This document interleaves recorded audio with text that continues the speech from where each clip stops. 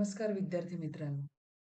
आज आपण पाहणार आहोत कविता क्रमांक 13, हिरवगार झाडासारखं. ही जॉर्ज लोपिस यांची ही कविता आहे. या कवितेमध्ये आपण पहिले कवितेचा परिचय पाहूया. कवितेमध्ये काय आहे तर झाडांची सहनशीलता, दातृत्व, सहकार्याची वृत्ती, कठीण प्रसंगातही घट्ट पाय रोवून राहण्याची जी वृत्ती आहे ती इत्यादींचे वर्णन प्रस्तुत कवितेत केलेले आहे. आनंदी जीवन जगण्यासाठी हे गुण आपल्याला आवश्यक आहे. तर झाडासारखे हिरवेगार, ताजे, प्रफुल्लित राहावे असा संदेश या कवितेमध्ये दिलेला आहे. पुढे पहा. झाड बसते ध्यानस्थ ऋषीसारखं मौन व्रत धारण करून तपश्चर्या करत. पक्षी झाडांचे कुणीच पक्षी झाडांचे कुणीच नसतात तरीही झाड त्यांचं असतं. मुळावर घाव घातला तरी झाड मुकाट सहन करते. जीवन कसं जगावे हे सांगताना जॉर्ज लोपिस या झाडाचं उदाहरण देऊन सांगतात की एखादा ऋषीमुनी जसा मौन व्रत घेऊन ध्यानस्थपणे तपश्चर्या करत असतो त्याचप्रमाणे झाडही अबोल होऊन ध्यानस्थ असते. झाडावर पक्षी विसाव्याला येतात, थांबतात, निघून जातात. पक्षी झाडाचे मित्र नसतात. झाडात आणि त्यांच्या दृढ नाते असते तरीही झाड पक्ष्यांसाठी, त्यांच्या निवाऱ्यासाठी सदैव उभे असते. झाडाच्या मुळावर कोणी क्रूरपणे घाव घातले तरी झाड ती जीवघेणी वेदना निमूटपणे सहन करते. तोडणाऱ्याला झाडे कधीच बोलत नाही. झाड सगळं सहन करत असते. झाड सहनशील असते. पुढे पहा. झाडांच्या पानांवरून वहीच्या पानावर अलगद उतरतात दवांचे टपोरे थेंब. झाडाकडे टक लावून पाहिलं तर शरीरभर वितळतो हिरवा रंग. रक्त होते क्षणभर हिरवेगार. आयुष्य होतं नुकत्याच खुडलेल्या फुलासारखं टवटवीत. याचा अर्थ असा आहे की पहाटे पहाटे झाडाच्या पानावर असलेले जे दवांचे टपोरे थेंब वहीच्या पानावर अलगद उतरतात. याचा अर्थ असा आहे की कवी पहाटे झाडावरचे दवाचे थेंब पाहतात आणि त्यांना एक कविता सुचत असते. झाडाकडे एकटक नजरेने पाहत राहिले की झाडाचा हिरवा रंग शरीरभर वितळतो. क्षणभर रक्त हिरवेगार होते. कवी झाडाकडे टक लावून पाहतात आणि त्यांचं काय होतं, रक्त शांत होतं, मनशांती मिळते.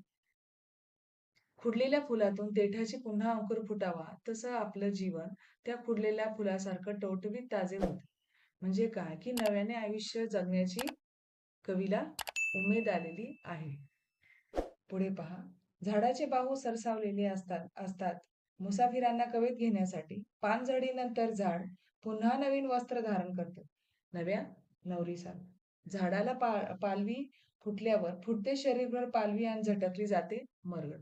एखाद्या प्रवाशाला, वाटसरूला, पांथस्ताला प्रेमाने मिठीत घेण्यासाठी झाड जसे आपले दोन्ही हात पुढे करतो, म्हणजे काय तर वनवन फिरणाऱ्याला झाड आश्रय देतो. पानगळीचा जो मोसम आहे त्या मोसमामध्ये झाडाला पुन्हा पालवी फुटत असते. इवली इवली गोजिरी ती ताजी पाने म्हणजे जन्माला येतात, छोटी छोटी पोपटी कलरचे असतात बघा. जणू झाड नवीन वधूसारखे नवीन साज शृंगार म्हणजे नवीन कपडे परिधान करत आहे असे वाटते. त्या नुकत्याच पालवी फुटलेल्या उत्साहाकडे झाडाकडे पाहिले की आपल्या ही शरीरावर पालवी फुटल्यासारखं वाटते. म्हणजे काय तर नवीन उत्साह संचारतो. जीवनाची जी इच्छा आहे ती जागृत होते. आपण आपला आळस झटकून नवीन आयुष्याला सामोरे जावे असे आपल्या झाड काय करतात, प्रेरणा देतात. पुढे पहा. पक्ष्यांच्या मंजूळ नादात झाडाचंही जीवनाचं एक संथ गाणे दडलेले असते. हसावं कसं सळसळत्या पाना सारखं. मुळावं मुरावं कसं तर झाडासारखं घट्ट पाय रोवीत. जगावं कसं तर हिरवगार झाडासारखं. रोजचं चिंतन करावं कसं तर झाडासारखं. आपण वरच्या 2 ओळी पाहू.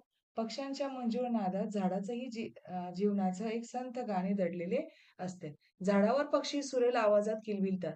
जणू त्या झाडात जीवनाचे एक मंद सुरावटीचे गाणं लपलेले असते. तसे एक संथ गाणे आपल्याही आयुष्यात दडलेले आहे. ते गाणे जीवन गाणे समजायला हवे. पुढे पहा. हसावं कसं सळसळत्या पानासारखं. मुळावं मुरावं कसं तर झाडासारखं घट्ट पाय रोवीत. जगावं कसं तर हिरवगार झाडासारखं. रोजचं चिंतन करावं कसं तर झाडासारखं. कवी म्हणतात की माणसाने झाडाच्या सळसळत्या पानासारखं हसावं. झाड जसे आपल्या मुळाचे पाय घट्ट रोवीत उभे असते तसेच आपणही आयुष्यात ठाम निर्धाराने उभे राहावे. जीवनात मोरावे. आपण झाडासारखेच हिरवेगार आयुष्य जगत राहावे. झाडासारखा आपणही मनात सखोल विचार करावा, आपल्या आयुष्याचे चिंतन करावे आणि अंतर्मुख होऊन विवेकी व्हावे. आजची कविता हिरवगार झाडासारखं. जॉर्ज लोपिस यांची ही कविता तुम्हाला व्यवस्थित समजली असेल. एखादा माणूस आणि झाड यांच्यामधला त्यांनी सहसंबंध सांगितला आहे. आजची कविता तुम्हाला नक्कीच आवडली असेल. धन्यवाद.